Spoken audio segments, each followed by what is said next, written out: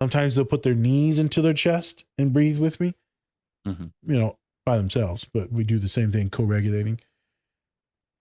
So Awesome by Mo to help him put his hands down and then focus on the breathing. And you can see where Mo's like regretting it, but also he's trying to work through the motions.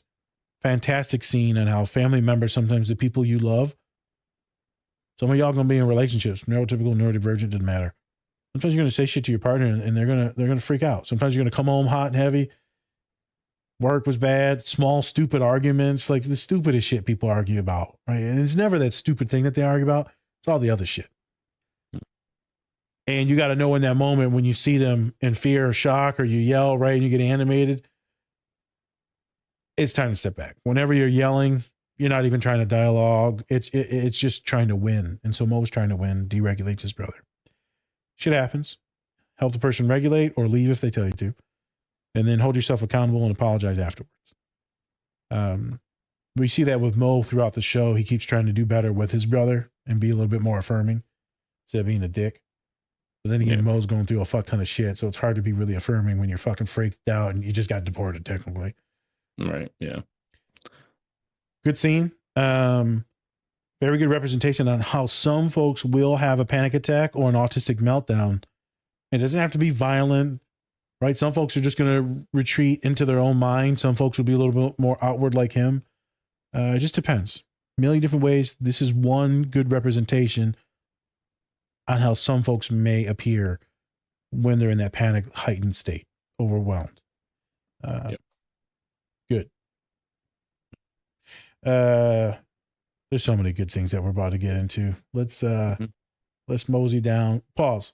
Have you seen anyone have one of those meltdowns before, Spence, or no? Because a lot of folks around you are going to be more low support needs, high functioning individuals. So have you ever seen that type of meltdown, the rocking and the stimming or the panic? Maybe. I mean, I probably have, and I just didn't know what it was at the time. Okay.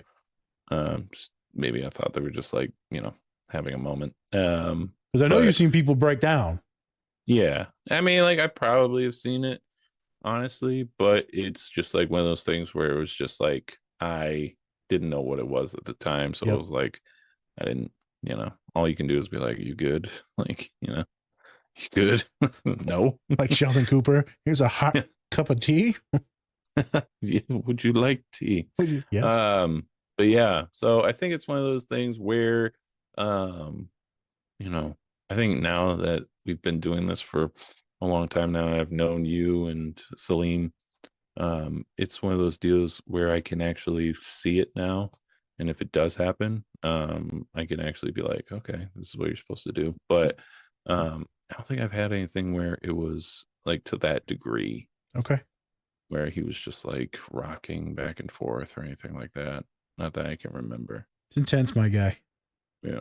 Because when you see it, you know they're in it. Right. And I had a client recently, Spence, and they're in it. Mm-hmm. All right, I'm going to pivot this fucking ship. We're going to turn this. And so I'll go into some other stuff, this or that, different topics. Yeah. And then I'll go back to something, touch on it, and then pivot again, right, with a distracting, engaging special interest topic. And I tell the client, sorry if this is patronizing. I'm pivoting you away so you don't decompensate and you're just sitting there a puddle. It sounds like you've done that enough. Some clients, it's good to be the puddle and to cry. Mm-hmm. Sometimes it's like they're already like, no, I'm traumatized from this shit. I don't want to re-traumatize them. Mm-hmm. I've stopped sessions, Spencer, which with this client I did. I stopped the session and I said, hey, instead of picking a toy in the room, right? Because I got too many toys, fidgets in the room, too many. And so I went and picked like two, and I said, this one or this one? The Ono roller that we have the discount code for. Sorry, shameless plug.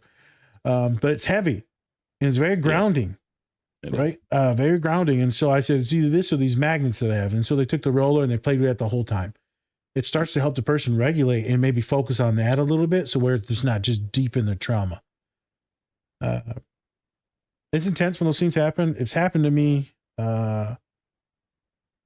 And I had a client recently, suspense. I just talked about it subtly in the last movie, the palimony, and how connection with a lot of us is just very deep. And so the breakups are intense. Mm-hmm. Person texts me, right? A client. How long is this going to last? The nausea, the dizziness, the panic. I said, shit, It could be a couple minutes, could be a couple days or a week.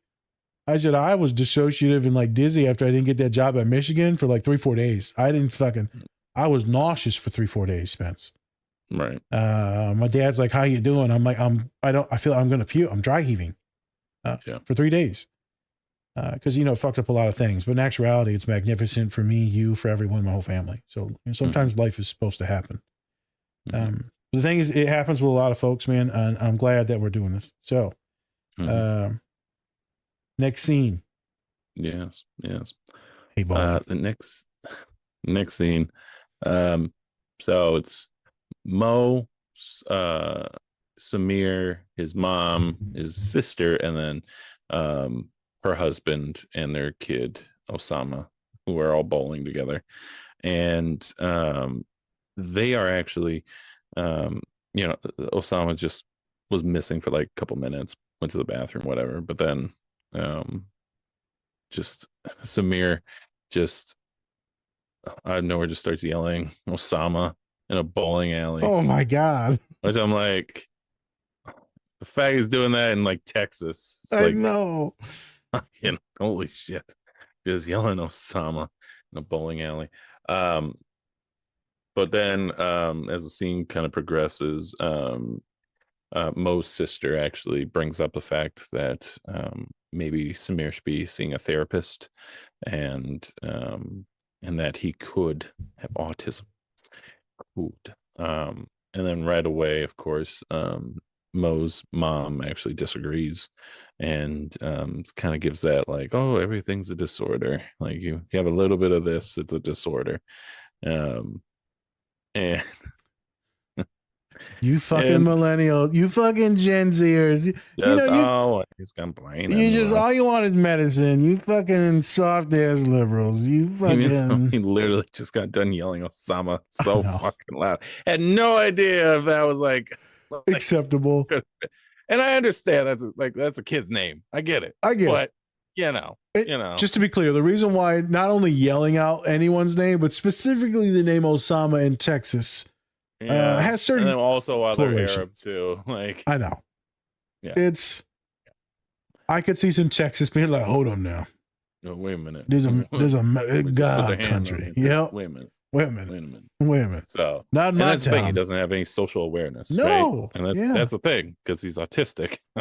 And the mom's like, whatever. No, there's nothing here. But then they even said that he's had testing in the past that said he had autism. So it even goes further. And the mom kept it not only from Samir, but he kept it from Mo, pretty much everybody except for like the sister. Yeah. Which is interesting, because it's like, why'd you keep it away from both of them? And then she also finds out, and then we also find out that Mo's nephew, Osama, also has autism. So could be passed down the generations. Everybody got a little bit of something. Everyone got a little bit of this, The one guy gets sad from the winter, and everyone else is autistic. I mean, in the show. Right. So white people got privilege even in this show. You either sad or you autistic, or both. Hey, Jesus, it's true. Yeah, we don't get out unscathed. Yeah.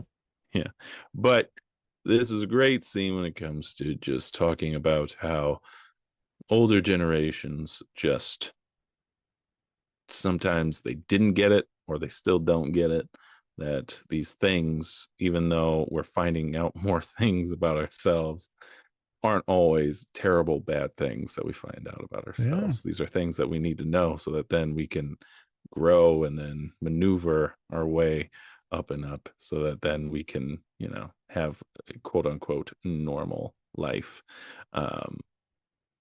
And as we see in the later scenes, that actually when he goes to therapy, it does help. Go fucking figure. Yeah, right. Weird. But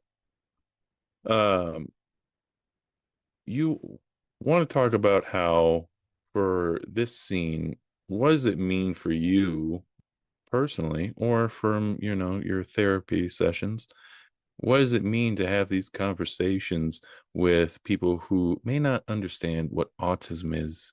How does it go for you? Is it like just try to be as gentle as you can? Or is it something as like, you need to understand this in order for, your kid or whomever, for them to actually progress and get better?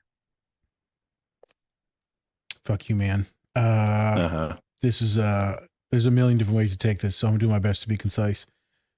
Magnificent question. So it depends on where the family's at, Spence. Sometimes the child is there with you, wanting to work on, they're just having breakdowns, or they just can't focus because of their ADHD. So it just depends. And right, you see the kid, you're talking, like there's something else going on here. There's that version where the parents are unknowing. There's the version where the parents do know something's going on, but they want the kid to talk to me to maybe get me to like break it to the kid to see it, right? Because everyone hitting me up right now, Spence, for the private practice is suspecting that they are some type of neurodivergent, aka autistic, but they're not sure. But I've seen, it don't matter now. Everyone, no matter what. I even got couples coming to me now, Spence. I'm like, I wonder why they hit me up. Oh, because they think their partner's autistic. Got it. Okay. Seasoning. So it's fun now. It's in every conversation. And they'll be like, I just want someone that works with ADHD and neurodivergence. Hey, thanks for watching this video. Check out the full episode on our channel and anywhere you find podcasts. Also, remember to like and subscribe. Whoop whoop.